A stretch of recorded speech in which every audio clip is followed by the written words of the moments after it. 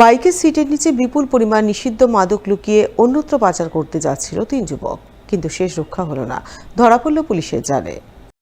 বুধবার বিকালে এই ঘটনাকে ঘিরে জোর চাঞ্চল্য ছড়ালো মালদার গাজলের রাঙ্গাভিটা 12 নম্বর জাতীয় সড়ক এলাকায়। জানা গেছে, ধৃত 3 যুবকের নাম যথাক্রমে রাহুল শেখ, বয়স 23 বছর, উজির মিয়া, বয়স 26 বছর এবং আবার শেখ, বয়স 35 বছর।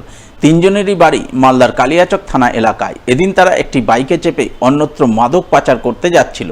সূত্র মারফত এই খবর পেয়ে গাজল থানার পুলিশ রাঙ্গাভিটা 12 নম্বর জাতীয় সড়কে তাদের বাইক থামায়। এরপর বাইকে তল্লাশি চালাতেই সিটের তলা থেকে উদ্ধার হয় 400 গ্রাম ব্রাউন সুগার, যার আনুমানিক মূল্য প্রায় 6 লক্ষ টাকা। ধৃতরা কোথা থেকে মাদক নিয়ে কোথায় পাচার করতে যাচ্ছিল, এই পাচার চক্রে আর কে বা কারা জড়িত ইত্যাদি নানান প্রশ্নের উত্তর খুঁজতে গাজল থানার পুলিশ তদন্ত শুরু করেছে বলে জানা গেছে এবং তদন্তের স্বার্থে বৃহস্পতিবার ধৃত 3 পাচারকারীকেই পুলিশি হেফাজতে নেওয়ার আবেদন জানিয়ে পেশ করা হয় মালদা জেলা আদালতে।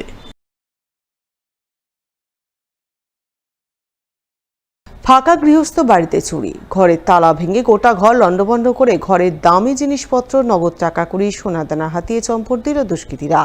ঘটনাকে ঘিরে জোর চাঞ্চল্য ছড়ালো মালদার রতুয়া থানার ভাদো অঞ্চলের রামপুর এলাকায়।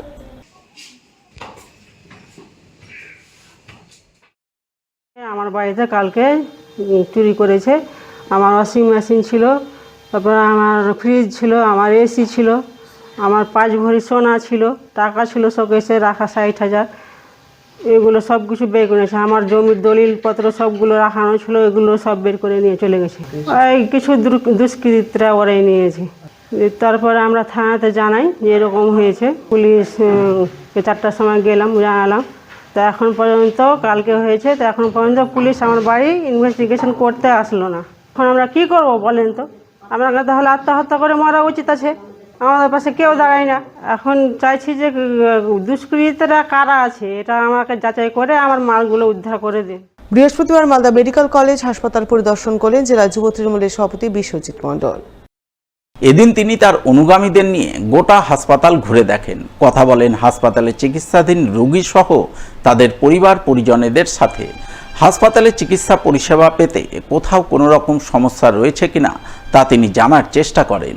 এরপর জেলা যুব তৃণমূলের সভাপতি সংবাদ মাধ্যমের মুখোমুখি হয়ে জানান, মুখ্যমন্ত্রী মমতা বন্দ্যোপাধ্যায় এবং দলের সাধারণ সম্পাদক অভিষেক বন্দ্যোপাধ্যায় 21শে জুলাইয়ের মঞ্চ থেকে সাধারণ মানুষের পাশে থাকার বার্তা দিয়েছেন। সেই বার্তা অনুযায়ী আজ তিনি মালদা মেডিকেল কলেজ হাসপাতালে এসেছেন। সাধারণ মানুষের সঙ্গে কথা বলছেন, চিকিৎসা পরিষেবা পেতে তাদের কোনো সমস্যা বা অভাব অভিযোগ রয়েছে কিনা তা শুনছেন। যে সমস্ত অভিযোগ পাচ্ছেন তা হাসপাতাল সুপারের কাছে তিনি তুলে ধরবেন। আমরা Malda medical college and hospital, আমাদের জেলার হসপিটালে আমরা আজকে রয়েছি। বিভিন্ন দপ্তরের আমরা ঘুরে ঘুরে দেখাচ্ছি যে এখানে জনগণের কোনো রকম কোনো সমস্যা হচ্ছে কি। আমাদের সর্বভারতীয় তৃণমূল কংগ্রেসের জননেত্রী তথা মানবিক মুখ্যমন্ত্রী মাননীয় মমতা বন্দ্যোপাধ্যায় 21শে জুলাইয়ের মঞ্চ থেকে উনি আমাদের নির্দেশ দিয়েছেন, তথা আমাদের সর্বভারতীয় তৃণমূল কংগ্রেসের সাধারণ সম্পাদক মাননীয় অভিষেক বন্দ্যোপাধ্যায় জনগণের পাশে থাকতে বলেছেন এবং বিভিন্ন রকম সংস্থার মধ্য দিয়ে যে জনগণ সেই সমস্ত সুবিধা পরিষেবাগুলো পাচ্ছে কি পাচ্ছে না ঠিকঠাকভাবে, সেই সমস্ত বিষয়গুলো আমরা আজকে দেখছি। মানুষের সাথে আমরাও কথা বলছি, কোথাও কোনো রকম তাদের অভিযোগ আছে না নাই, এই সমস্ত বিষয়গুলো দেখে আমাদের হসপিটালের সুপার সাহেব রয়েছেন, তাদেরকে আমরা বিভিন্ন বিষয়গুলো জানাবো।